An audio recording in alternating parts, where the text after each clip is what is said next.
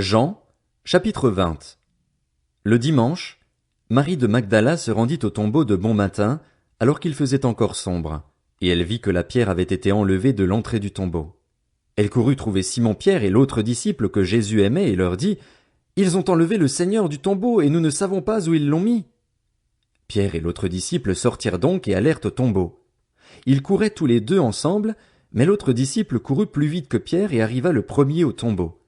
Il se pencha et vit les bandelettes posées par terre, cependant il n'entra pas. Simon-Pierre, qui le suivait, arriva et entra dans le tombeau. Il vit les bandelettes posées par terre. Le linge qu'on avait mis sur la tête de Jésus n'était pas avec les bandes, mais enroulé dans un endroit à part. Alors l'autre disciple, qui était arrivé le premier au tombeau, entra aussi, il vit et il crut. En effet, il n'avait pas encore compris que, d'après l'Écriture, Jésus devait ressusciter. Ensuite les disciples repartirent chez eux. Cependant, Marie se tenait dehors près du tombeau et pleurait. Tout en pleurant, elle se pencha pour regarder dans le tombeau, et elle vit 2 anges habillés de blanc assis à la place où avait été couché le corps de Jésus, l'un à la tête et l'autre aux pieds. Ils lui dirent, « Femme, pourquoi pleures-tu » Elle leur répondit, « Parce qu'ils ont enlevé mon Seigneur et je ne sais pas où ils l'ont mis. » En disant cela, elle se retourna et vit Jésus debout, mais elle ne savait pas que c'était lui. Jésus lui dit, « Femme, pourquoi pleures-tu? Qui cherches-tu » Pensant que c'était le jardinier, elle lui dit, « Seigneur, si c'est toi qui l'as emporté, dis-moi où tu l'as mis et j'irai le prendre. » Jésus lui dit, « Marie. » Elle se retourna et lui dit en hébreu, « Rabouni, c'est-à-dire Maître. » Jésus lui dit, « Ne me retiens pas, car je ne suis pas encore monté vers mon Père, mais va trouver mes frères et dis-leur que je monte vers mon Père et votre Père, vers mon Dieu et votre Dieu. » Marie de Magdala alla annoncer aux disciples qu'elle avait vu le Seigneur et qu'il lui avait dit cela.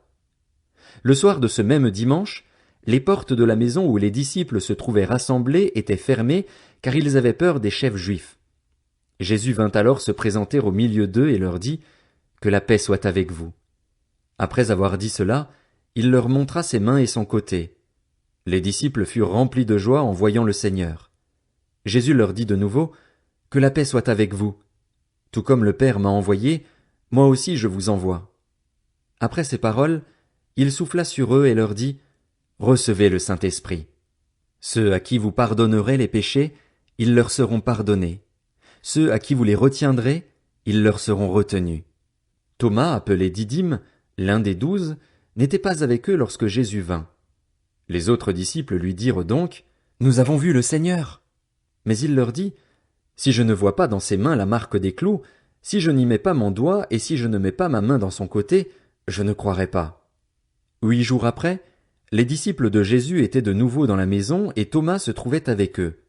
Jésus vint alors que les portes étaient fermées, se tint au milieu d'eux et dit, « Que la paix soit avec vous. » Puis il dit à Thomas, « Avance ton doigt ici et regarde mes mains. Avance aussi ta main et mets-la dans mon côté. Ne sois pas incrédule, mais crois. » Thomas lui répondit, « Mon Seigneur et mon Dieu. » Jésus lui dit, « Parce que tu m'as vu, tu as cru. Heureux ceux qui n'ont pas vu et qui ont cru. » Jésus a accompli encore, en présence de ses disciples, beaucoup d'autres signes qui ne sont pas décrits dans ce livre. Mais ceux-ci ont été décrits afin que vous croyiez que Jésus est le Messie, le Fils de Dieu, et qu'en croyant vous ayez la vie en son nom.